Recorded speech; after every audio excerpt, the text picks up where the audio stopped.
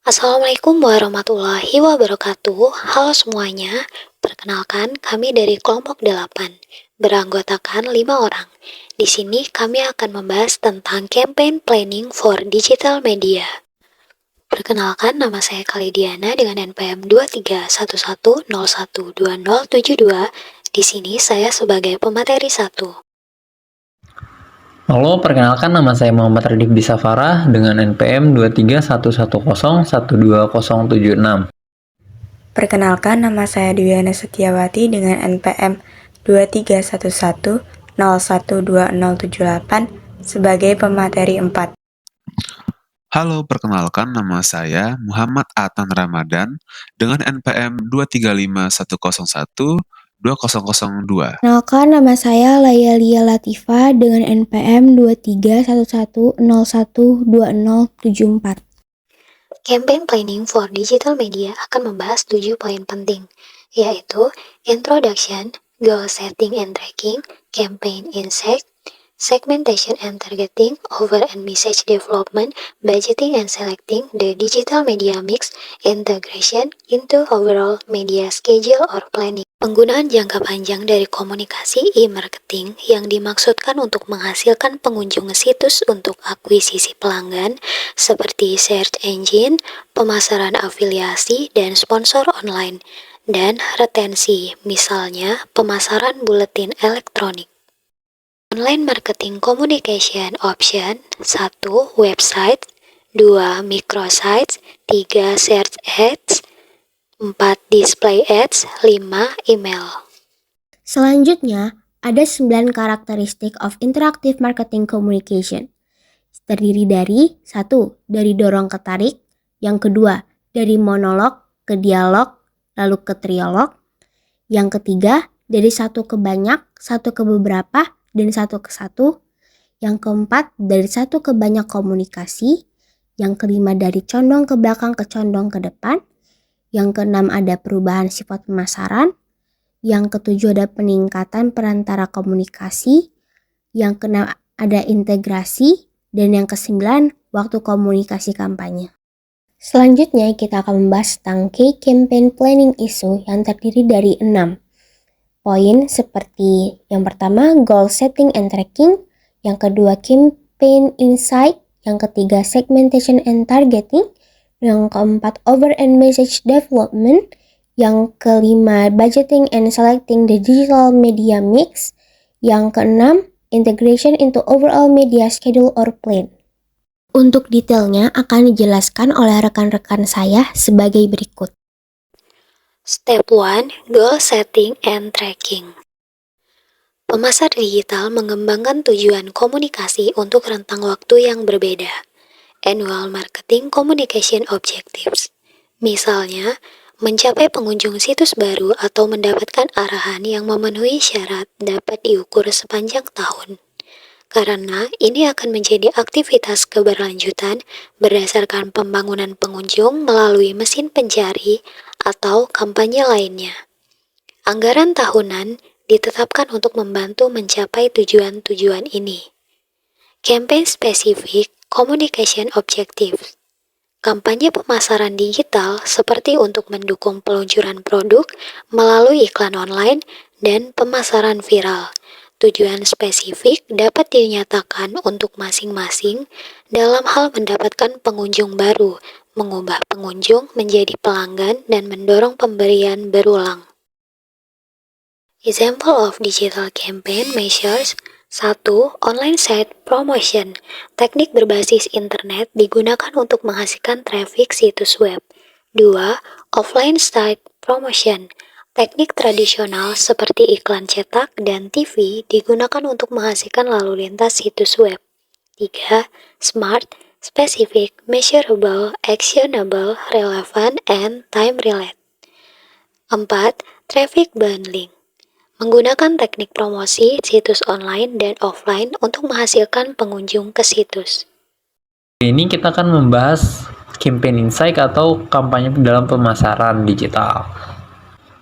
Penelitian terhadap target audience tentang bagaimana mereka memilih produk dan layanan dalam marketplace merupakan inti dari pendekatan perencanaan kampanye digital. Ada banyak sekali informasi wawasan pelanggan yang tersedia untuk kampanye pemasaran digital dan sangat bervariasi. Jadi, penting selama tahap pengarahan atau pra-perencanaan untuk membuat daftar semua sumber informasi yang mungkin kita lakukan dan kemudian mengevaluasi mana saja yang bermanfaat. Pada tahun 2007, Phil menjelaskan tahap perencanaan komunikasi ini sebagai analisis konteks, dan dia mengidentifikasi beberapa aspek yang harus kita teliti. Yang pertama adalah customer context. Dalam customer context, kita juga dapat meneliti apa aja sih kebiasaan dan preferensi pembelian online pelanggan atau keterlibatan jenis risiko yang dirasakan dan pengaruh dari berbagai anggota unit pengambilan keputusan pada pelanggan. Yang kedua ada business context. Business context ini kita dapat menganalisis tentang strategi dan rencana yang akan kita lakukan dalam pemasaran, analisis brand atau organisasi, serta menganalisis kompetitor yang ada di marketplace. Yang ketiga ada internal context. Di internal context ini kita menjelaskan tentang kendala keuangan, identitas organisasi, budaya nilai, dan kepercayaan yang ada pada lingkungan sekitar kita atau yang mempengaruhi customer itu tersendiri. Dan yang terakhir ada external context, yaitu pemangku kepentingan utama, komunikasi dan kebutuhan, pembatasan dan peluang dalam sosial, politik, ekonomi, hukum, maupun teknologi yang ada di luar atau eksternal dari bisnis kita tersebut.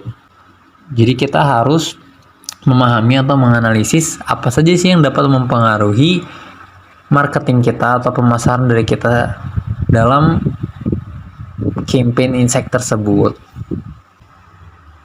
Dan kita lanjut ke poin ketiga, segmentation and targeting.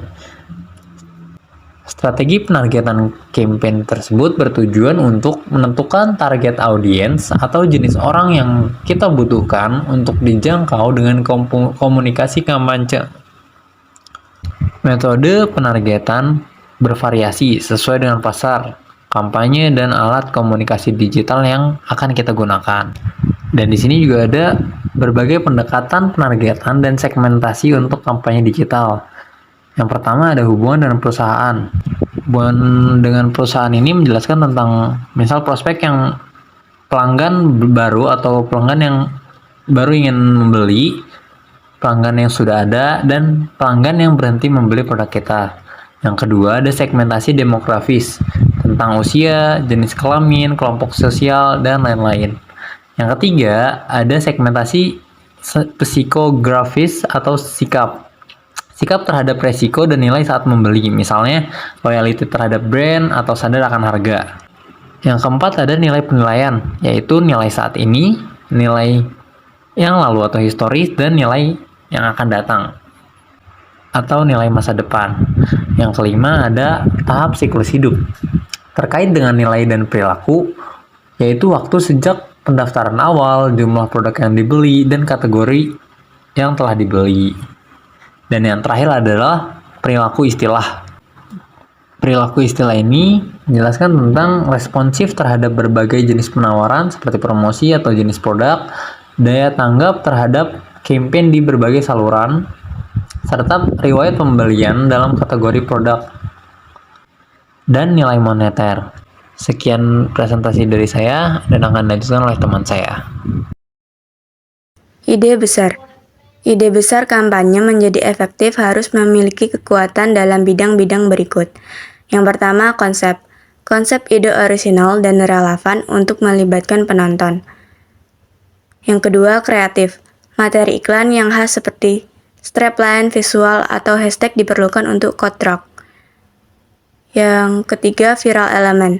Dapat dibagikan melalui promosi dari mulut ke mulut atau media sosial. Yang keempat, brand alignment.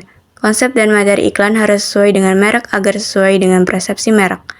Yang terakhir, brand value message. Dapat mendorong kesadaran dan ingatan merek. Metrik merek lainnya seperti keakraban merek, kesukaan, dan niat membeli dapat dimasukkan. Pesan utama yang jelas diperlukan dalam berbagai bentuk media digital di mana ia dikirim. Yang pertama, paid search dalam tajuk iklan. Yang kedua, organic search di dalam tag dan tag deskripsi meta. Yang ketiga, organic social media, yaitu penelitian menunjukkan bahwa postingan sosial dengan video dan gambar memiliki interaksi tertinggi. Yang keempat, email marketing dalam baris subjek dan judul atau judul email yang didukung oleh gambar. Yang kelima, display ads dalam bingkai pembuka dan mungkin diulang di semua bingkai. Yang terakhir, video, yaitu kaitan awal yang penting yang ditunjukkan oleh judul dan bingkai dengan teknik penyampaian cerita yang penting untuk mempertahankan keterlibatan dengan iklan. Saya akan menjelaskan tentang budgeting and selecting the digital media mix. Yang pertama, ada pendekatan tradisional seperti yang disarankan oleh Kotler et al. 2001. Dapat digunakan untuk menetapkan anggaran komunikasi secara keseluruhan. Sebagai contoh, affordable methods. Anggaran komunikasi ditetapkan setelah mengurangi biaya tetap dan variabel dari pendapatan yang diantisipasi. Ada juga percentage of sale methods. Anggaran komunikasi ditetapkan sebagai persentase dari perkiraan pendapatan penjualan. Ada competitive parity methods. Pengeluaran didasarkan pada perkiraan pengeluaran pesaing. Misalnya, pengeluaran e-marketing biasanya 10 atau sampai 15% dari anggaran pemasaran. Yang terakhir ada objective and task methods. Ini adalah pendekatan logis di mana anggaran dibangun dari semua tugas yang diperlukan untuk mencapai tujuan dalam rencana komunikasi. Rencana kampanye pemasaran digital memerlukan 3 keputusan penting yang harus dibuat tentang investasi untuk promosi online atau campuran komunikasi online. Yang pertama ada tingkat investasi di media digital dibandingkan dengan media tradisional. Yang kedua, gabungan investasi pada saluran media digital atau alat komunikasi elektronik. Yang terakhir ada tingkat investasi dalam aset digital. Untuk menentukan media mana yang akan diinvestasikan, menurut Kotler dan Starkis 2005, media offline umumnya lebih unggul dalam yang pertama, menarik perhatian. Yang kedua, menstimulasi fokus. Yang ketiga, membangun kredibilitas. Dan sementara, media online cenderung lebih baik dalam yang pertama, keterlibatan pengguna karena adanya personalisasi. Yang kedua, interaksi.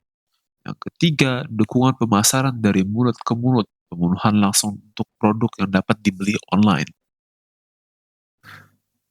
Aset digital untuk pemasaran. Aset digital adalah materi kreatif yang mendukung kampanye pemasaran. Beberapa contohnya, yang pertama materi kreatif untuk iklan display atau pemasaran afiliasi. Contohnya berupa banner. Yang kedua ada microsites, website kecil khusus untuk kampanye tertentu. Yang ketiga ada video ataupun audio dan media interaktif seperti game atau screensaver yang digunakan di halaman website untuk mengarahkan market ke microsite. Sama seperti media tradisional, terdapat dilema antara pengeluaran untuk materi kreatif iklan dan ruang media yang dibeli untuk menampilkannya. Jika pengeluaran media terlalu tinggi, maka kualitas dan eksekusi volume aset digital yang diproduksi bisa jadi rendah. Itu saja, terima kasih. Selanjutnya, saya akan menjelaskan tentang integration into overall media schedule or plan. Integrated marketing communication adalah koordinasi saluran komunikasi untuk menyampaikan pesan yang jelas dan konsisten untuk mencapai tujuan pemasaran. Hal yang perlu dipertimbangkan saat menciptakan kampanye pemasaran yang terintegrasi adalah yang pertama, konsistensi branding dan pesan. Kita harus memastikan apakah pesan dan branding kita konsisten selama campaign. Yang kedua, variasi penawaran, pesan, dan kreatif. Kita harus bisa memvariasikan penawaran, pesan, dan kreatif yang cukup selama campaign. Yang ketiga, frekuensi dan interval komunikasi. Apakah kita mengekspos audiens dengan cukup atau lebih banyak terhadap pesan? Keseimbangan ini sangat penting untuk diperhatikan. Yang keempat, penyusunan komunikasi. Kita harus menentukan kapan sih sebaiknya kita meluncurkan campaign online terlebih dahulu atau offline terlebih dahulu nih, atau keduanya secara bersamaan. Yang kelima, optimalisasi timing.